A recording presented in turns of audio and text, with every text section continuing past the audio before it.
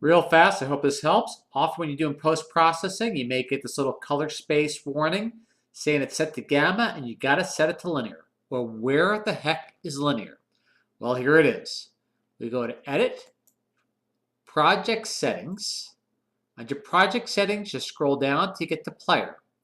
And right there, the color space, you see gamma. Well, you click to linear. Now watch the post-processing color effects take place.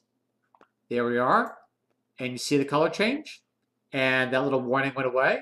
Give you a little idea of the gameplay too on the post-processing.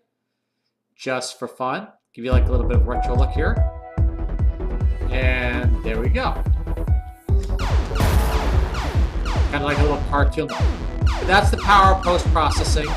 That's the difference between linear and gamma. Hope you all enjoyed. Catch you guys in a bit.